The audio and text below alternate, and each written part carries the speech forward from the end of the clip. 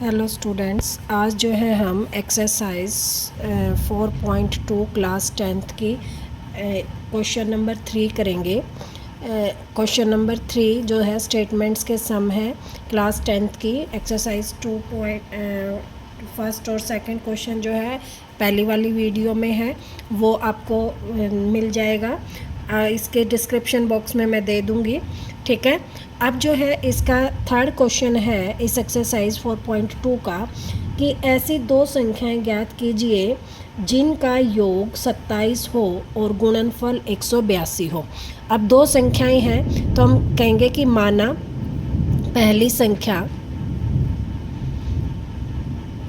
x, ठीक है, और दूसरी संख्या क्या है y। अब वो कह रहा है कि दो संख्याओं का योग यानी कि x प्लस वाई बराबर क्या है 27 है, ठीक है। अब y इज इक्वल टू क्या हो जाएगा, इसको x को इधर ले जाएं तो 27 माइनस एक्स, यानी कि हमारी जो दूसरी संख्या है ये वाली किसके बराबर हो जाएगी 27 माइनस एक्स के, ठीक है। अब वो कह रहा है कि इन दोनों संख्याओं का, पहली संख्या और दूसरी संख्या का गुणनफल, गुणनफल मतलब multiplication x into y according to question, कि दोनों संख्याओं का गुणनफल कितना है 182 है, 182। अब क्या करना है कि पहली संख्या जो है हमारी x है, दूसरी संख्या क्या है 27 minus x is equal to 182। अब इस x की इन दोनों के साथ मल्टीप्लिकेशन करनी है, तो इस x की करेंगे 27x माइनस इसकी इससे करेंगे तो x square is equal to 182। अब देखो हमारी जो भी इक्वेशन होती है द्विघात समीकरण जो होता है उसमें क्या होता है कि जो फर्स्ट जो होता है x स्क्वायर वो हमेशा क्या होता है पॉजिटिव, प्लस में ax square plus b x plus c is equal to 0 होता है। ये वाले जो है नेगेटिव हो सकते हैं, लेकिन जो मोस्टली क्या होता है जो फर्स्ट वाला जो स्क्वायर वाला होता है वो किसका होता है प्लस का होता है।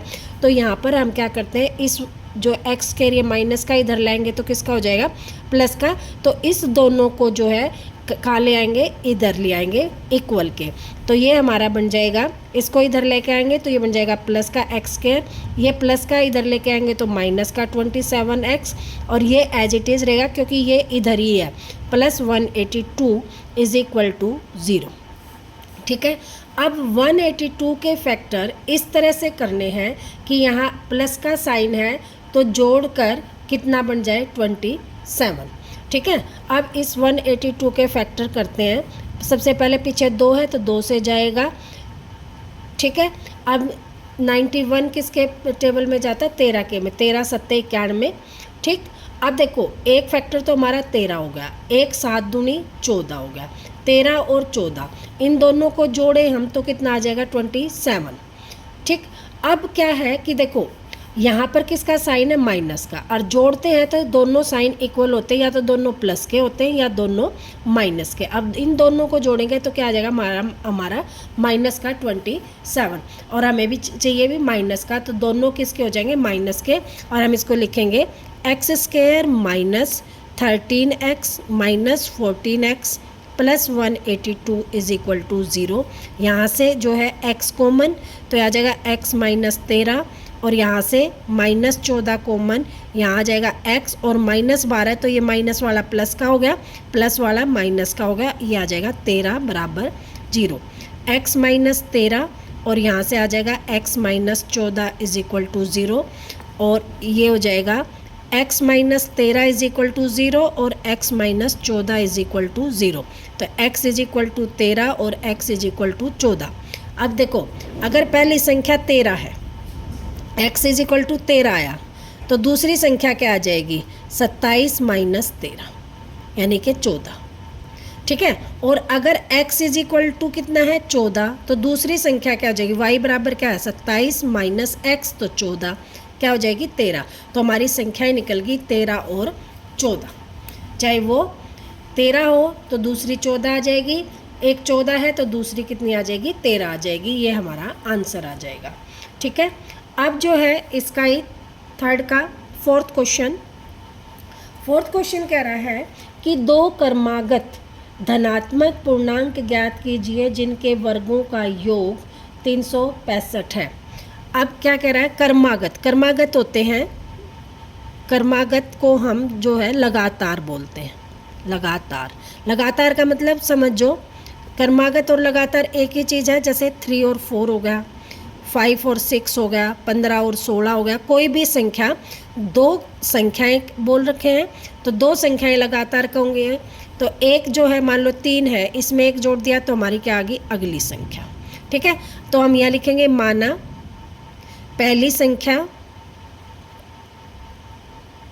बराबर x, तो दूसरी संख्या आ जाएगी, कर्मागत है, दूसरी कर्मागत संख्या आ जाएगी हमारी x + 1। अब वो कह रहे हैं अकॉर्डिंग टू क्वेश्चन कि इनके वर्गों का योग, इसका वर्ग यानी कि x² प्लस इसका वर्ग x + 1 का स्क्वायर, और योग मतलब जोड़, प्लस दोनों का जो प्लस है, योग, योग का मतलब क्या हो गया, प्लस। वो कह रहा है दोनों के वर्ग, वर्ग हो गया, और उनका योग, योग यानी कि प्लस, इज इक्वल टू है 365। ठीक, अब देखो इसको खोलेंगे हम, x + 1 का स्क्वायर, a + b के स्क्वायर वाला फार्मूला लग जाएगा, a का स्क्वायर प्लस b का स्क्वायर प्लस 2ab। ये जो वाला फार्मूला है ये कहाँ लग जाएगा, यहाँ पर। तो हमारा बन जाएगा x² ये एज इट इज़, प्लस इसका स्क्वायर यानी कि x का स्क्वायर प्लस b मतलब 1 का स्क्वायर प्लस 2 इंटू में x इंटू में 1 इज इक्वल टू 365। ये x हो गया 2x², ठीक है, प्लस इसकी मल्टीप्लिकेशन करेंगे 2x, और ये प्लस 1 है, और इसको कहाँ ले आएंगे, इधर -365 इज इक्वल टू 0। इधर प्लस का इधर लाएंगे तो माइनस का, ये बन जाएगा 2x² प्लस 2x। अब देखो ये प्लस का ये माइनस का, तो माइनस होएगा, और बड़ा किसका है, माइनस, तो माइनस का साइन, 365 में से एक गए, बच गए 364 बराबर में 0। ठीक है, अब देखो इसमें क्या करेंगे, ये भी 2 से डिवाइड हो रहा है, ये भी 2 से डिवाइड हो रहा है, ये भी 2 से डिवाइड हो रहा है, तो 2 को हम कॉमन ले लेंगे, तो यहाँ आ जाएगा x² प्लस x, क्योंकि 2 से भाग करेंगे ये कैंसिल, इसको 2 से भाग करेंगे ये कैंसिल, इसको 2 से भाग करेंगे तो बन जाएगा 182 इज इक्वल टू 0, और ये 2 यहाँ मल्टीप्लाई में है, इधर आकर के इसमें हो जाएगा डिवाइड में, तो हमारी इक्वेशन बन जाएगी x² प्लस x माइनस 182 बराबर 0/2, यानी कि किसी भी चीज़ को हम 2 से भाग करें तो क्या आ गया, 0। 0 को किसी भी चीज़ से भाग करें तो क्या आएगा, 0, तो ये हमारा आ गया 0।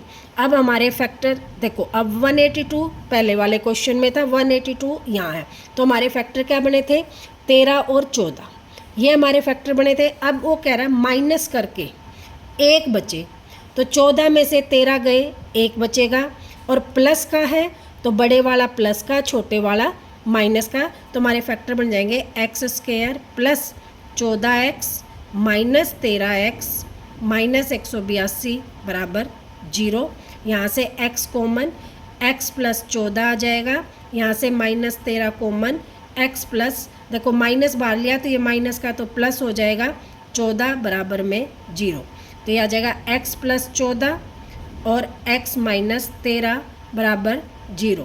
अब यहाँ से देखो ये आ जाएगा x plus 14 is equal to 0 और x minus 13 is equal to 0, x is equal to minus 14 और x इज इक्वल टू 13। अब ये नहीं संभव है, क्यों, क्योंकि उसने कहा धनात्मक, धनात्मक, ये कैसा आ गया, ऋणात्मक, तो ये तो संभव है नहीं। तो x हमारा क्या आ गया, 13, देखो यहाँ से x हमारा आ गया 13, तो दूसरा आ जाएगा 13 प्लस में 1 क्या आ गया, 14, तो हमारा 13 और 14 ये लगातार पूर्णांक होकर ये हमारा आंसर आ जाएगा। आई होप ये क्वेश्चन भी आप लोगों को अच्छी तरह से समझ में आ गया होगा। नेक्स्ट क्वेश्चन है फिफ्थ क्वेश्चन में वो कह रहा है कि एक समकोण त्रिभुज, पहले सबसे पहले हम एक समकोण त्रिभुज बना लेते हैं। ये समकोण त्रिभुज होगी, ये इसका कर्ण हो गया, ये इसका आधार हो गया, और ये इसकी ऊंचाई होगी। अब देखो वो क्या कह रहा है कि एक समकोण त्रिभुज की ऊंचाई इसके आधार से 7 कम है, जो भी आधार है उससे ऊंचाई 7 कम है, यानी कि मान लो आधार जो हमारा 8 है तो ऊंचाई क्या हो जाएगी, -7 1 आ जाएगी। ठीक है। और कर्ण जो है 13 है, तो हम लिखेंगे कर्ण जो है वो तो दे रखा है 13, और माना आधार कितना है x सेंटीमीटर, ये भी सेंटीमीटर में है, तो ऊंचाई क्या आ जाएगी, जो भी आधार है उससे 7 कम, यानी कि x माइनस 7 सेंटीमीटर। अब देखो समकोण त्रिभुज है, तो हमारा क्या होता है, समकोण त्रिभुज में हम लिखते हैं कि कर्ण का वर्ग बराबर होता है आधार का वर्ग प्लस लंब का या ऊंचाई का वर्ग। लंब भी लिख सकते हैं और ऊंचाई भी, क्योंकि ये जो ऊंचाई होती है ये हमारा क्या होता है 90 डिग्री का कोण होता है, तो इसको हम लंब भी बोल देते हैं। तो अब 13 का वर्ग बराबर आ जाएगा x का वर्ग प्लस लंब क्या है x माइनस 7 का वर्ग। 13 का वर्ग 13 इंटू 13 यानी कि 169, ये बनता है 13 इंटू 13 की मल्टीप्लिकेशन बराबर एक्स स्क्वायर प्लस ये किसका फार्मूला है, देखो a प्लस बी का स्क्वायर, ये क्या है a minus b, a minus b का स्क्वायर का फार्मूला होता है a square plus b square, दोनों सेम हो गए, यहाँ माइनस है तो यहाँ का साइन चेंज हो जाता है माइनस 2ab, ठीक है। तो यहाँ हमारा हो जाएगा एक्स स्क्वायर प्लस 7 का square minus 2 into x into में 7। तो देखो ये हो गया एक्स एक्स 2, ये तो 169 हो गया, यहाँ से बन गया 2x स्क्वायर प्लस 7 माइनस 7 दूनी 14x, ठीक है। अब देखो इसमें क्या करेंगे, यहाँ से इसको इधर लेके जाएंगे तो ये किसका हो जाएगा प्लस का, इधर लेके आएंगे तो किसका हो जाएगा माइनस का, तो ये बन जाएगा हमारा 2x square minus 14x plus 49 और माइनस 169, इसमें से घटाएंगे तो ये बन जाएगा 2x स्क्वायर माइनस 14x और माइनस 120 बराबर 0।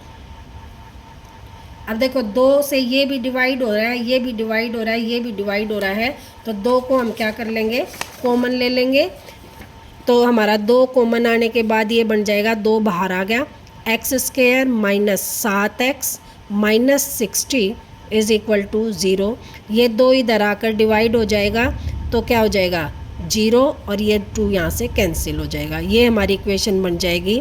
अब 60 के फैक्टर किस तरह से कि माइनस करके 7 बचे, तो 12 गुणा में 5, 12 पंजे 60, ठीक है, और 12 में से 5 गए तो 7 बचते हैं।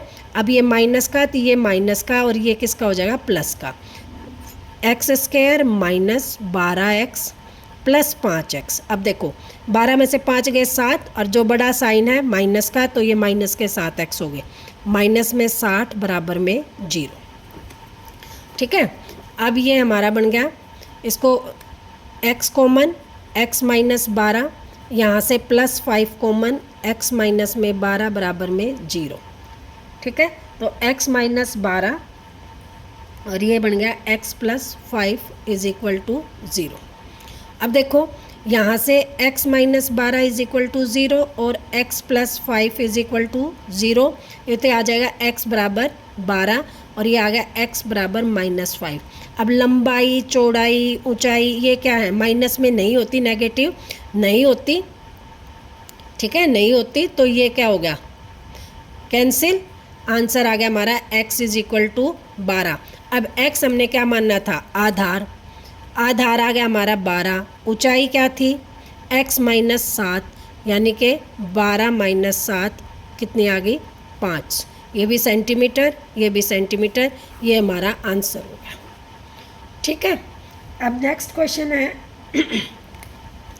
इसी का लास्ट क्वेश्चन इस चैप्टर का, सिक्स्थ क्वेश्चन में वो कह रहा है कि एक कुटीर उद्योग एक दिन में कुछ बर्तनों का निर्माण करता है। एक विशेष दिन यह देखा गया कि प्रत्येक नग की निर्माण लागत उस दिन के निर्माण किए गए बर्तनों की संख्या के दुगने से 3 अधिक थी। उस दिन के कुल निर्माण लागत 90 रुपये थी, तो निर्मित बर्तनों की संख्या और प्रत्येक नग की लागत ज्ञात कीजिए। अब देखो माना बर्तनों की या नग की संख्या हम मान लें x, मान लो हमने x बर्तन बनाए तो लागत कितनी आ जाएगी। एक बर्तन पे मान लो x बर्तन बनाए तो उसका दुगुना +1, ये रुपए में हो गया। ठीक है, अब वो कह रहा है कि एक दिन जितने बर्तन बनाए और जो लागत थी उनका जो है निर्माण जो है, लागत और निर्माण जो है 90 रुपये था। यानी कि x और 2x + 1 है 3, नहीं सॉरी ये 3 है, दुगुने से 3 अधिक है, 1 अधिक नहीं 3 अधिक है, तो ये क्या आ गया 3 बराबर में 90।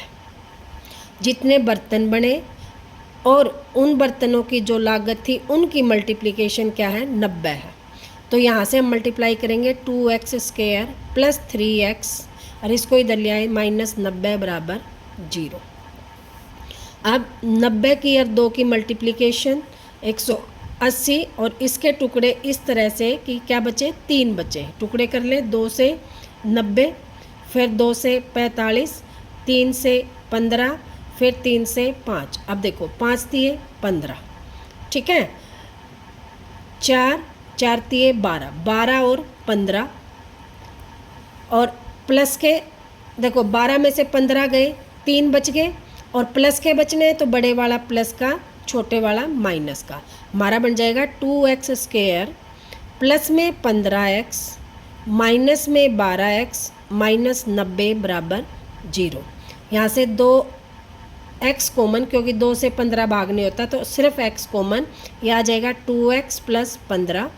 और यहाँ से देखो अब यहाँ पर कितने 12, हमें क्या चाहिए 2, तो हम 6 बार ले लेंगे, तो -6 बार, तो 6 दूनी 12, तो 2x यहाँ से और माइनस है तो ये किसका हो जाएगा प्लस का, 6 को 90 से भाग करें तो 15 बराबर 0। तो देखो ये दोनों इक्वल आ गई, इसको बाहर ले लेंगे और x - 6 बराबर 0, 2x + 15 बराबर 0 और x - 6 बराबर 0। तो यहाँ से तो आ गया x बराबर 6 और यहाँ से देखो 2x बराबर क्या आ जाएगा -15 और x बराबर आ जाएगा -15/2।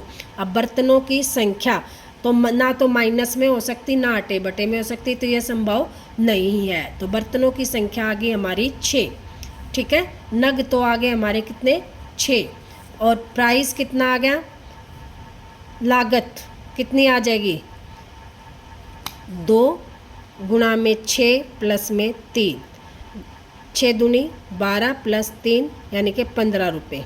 एक बर्तन की लागत 15 रुपये है और बर्तन बने 6, तो उस दिन का खर्चा देखो 15 छिके 90 और क्या था खर्चा 90 ही था, तो हमारा आंसर ये निकल गया। ठीक है, ये हमारा आंसर हो गया। ये एक्सरसाइज हमारी जो है पूरी हो गई है।